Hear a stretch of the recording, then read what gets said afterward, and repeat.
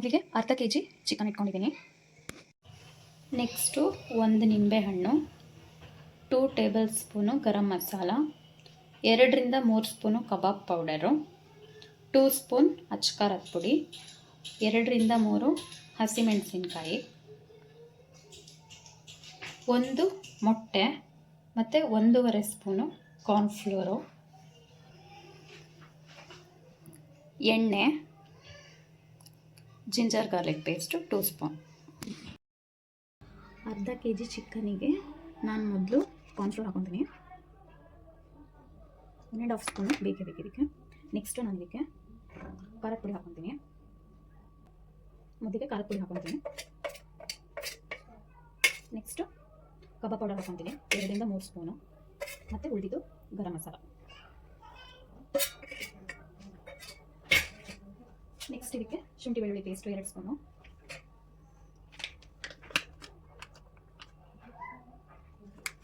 ಅರ್ಧ K G ಚಿಕನ್ಗೆ ಒಂದು 1.5 spoon ಸಾಕಾಗುತ್ತೆ ಶುಂಠಿ ಬೆಳ್ಳುಳ್ಳಿ ಪೇಸ್ಟು. ಮತ್ತು ಇಲ್ಲಾಂದರೆ ಜಾಸ್ತಿ ಆಗಿಬಿಟ್ರೆ ಕಹಿ ಕಹಿ ಆಗಿಬಿಡುತ್ತೆ. ಹಾಗಾಗಿ 1.5 ಸ್ಪೂನ್ ತೊಗೊಂಡು ಸಾಕು. ನೆಕ್ಸ್ಟ್ ಇದಕ್ಕೆ ನಾನು ಮೊಟ್ಟೆ ಹೊಡೆದು ಹಾಕೊತಿದ್ದೀನಿ.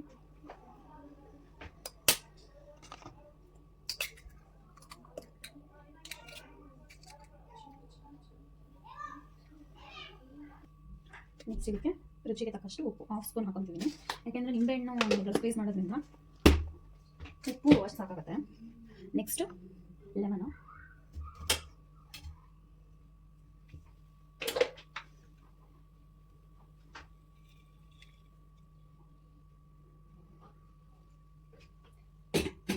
ಇವಾಗ ಇದನ್ನು ಚೆನ್ನಾಗಿ ಮಿಕ್ಸ್ ಮಾಡ್ಕೊಬೇಕು.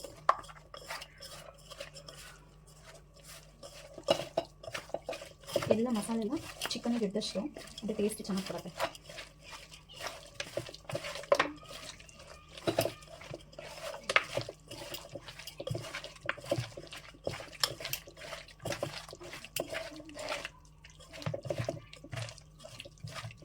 ಆಲ್ಮೋಸ್ಟ್ ಆಗಿದೆ ನೋಡಿ, ಈ ಥರ ಆಗಿದೆ. ಸೊ ಇದನ್ನು ನಾನಿವಾಗ ಒಂದು 1/2 ಅವರ್ ಮ್ಯಾರಿನೇಟಿಗೆ ಇಡ್ತೀನಿ. ಒಂದು ಪ್ಲೇಟ್ನ ಮುಚ್ಚಿಬಿಟ್ಟು ಚಿಕನ್ನು 1/2 ಅವರ್ ಮ್ಯಾರಿನೇಟ್ ಇಟ್ಟಿದ್ದಲ್ಲ, ಚೆನ್ನಾಗಿ ಮಸಾಲೆ ಎಲ್ಲ ಹಿಡ್ತಿದೆ. ಇವಾಗ ಎಣ್ಣೆಗೆ ಕರಿಯಕ್ಕೆ ಬಿಡೋಣ.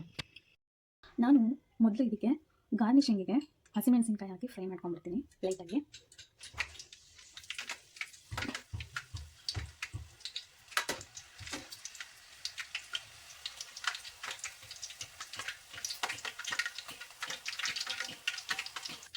ಸಾಕು, ಇಷ್ಟ ಆದರೆ ಸಾಕು, 1/2 ಫ್ರೈ ಆದರೆ ಸಾಕು.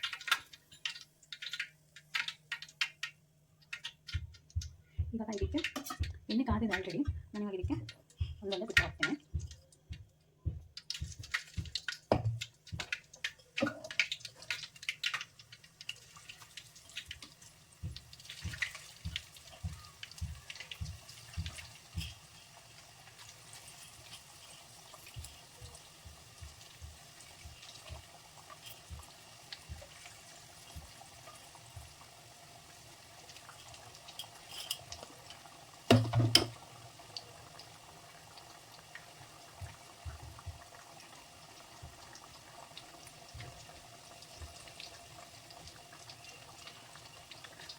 ತುಂಬ ಹೈ ಫ್ಲೇಮು ಅಲ್ಲ ಮತ್ತು ತುಂಬ ಲೋ ಫ್ಲೇಮು ಅಲ್ಲ, ನಾರ್ಮಲ್ ಫ್ಲೇಮಲ್ಲಿ ಇಟ್ಕೊಂಡೆ ಇದನ್ನು ಫ್ರೈ ಮಾಡ್ಕೋಬೇಕು. ಇದು ರಸಮ್ಮಿಗೆ ಅಥವಾ ಬರೀ ಬೇಳೆ ಸಾರು, ಹುಳಿ ಸಾರು, ರಸಮ್ಮು ಈ ಥರ ಸೈಡ್ಸ್ಗೆಲ್ಲ ಒಳ್ಳೆ ಬೆಸ್ಟ್ ಸೈಡ್ ಡಿಶ್ ಇದೆ.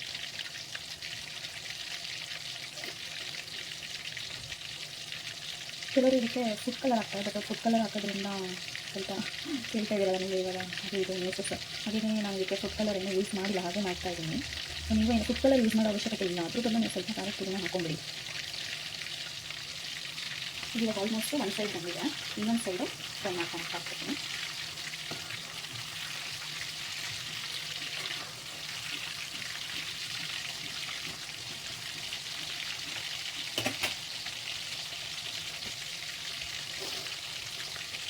ಎಲ್ಲರೂ ಈ ಗ್ರೇವಿ ಅಂದರೆ ಚಿಕನ್ ಗ್ರೇವಿ, ಮಟನ್ ಗ್ರೇವಿ ಏನು ಮಾಡಿದ್ರು ಸಾಂಬಾರಲ್ಲಿ ತಿನ್ನೋಕ್ಕಿಂತ ಕಬಾಬ್ ಮಾಡಿದ್ರೆ ಅದೇ ತಲೆ ಉಂಡಕ್ಕೆ. ನಮ್ಮ ತಾಯಿ ಮಾಡುವಾಗ ನಾನು ನಮ್ಮ ಸಿಸ್ಟರು ಇದ್ದರು, ನಮ್ಮಮ್ಮ ಮಾಡಿ ಕೊಡ್ತಾಯಿದ್ರೆ ನಾವು ಇದರಿಂದ ಎತ್ಕೊಂಡು ಹೋಗಿ ತಿಂದ್ಬಿಡ್ತಿದ್ವಿ. ಆಮೇಲೆ ಊಟಕ್ಕೆ ಇರ್ತಾ ಇರಲಿಲ್ಲ.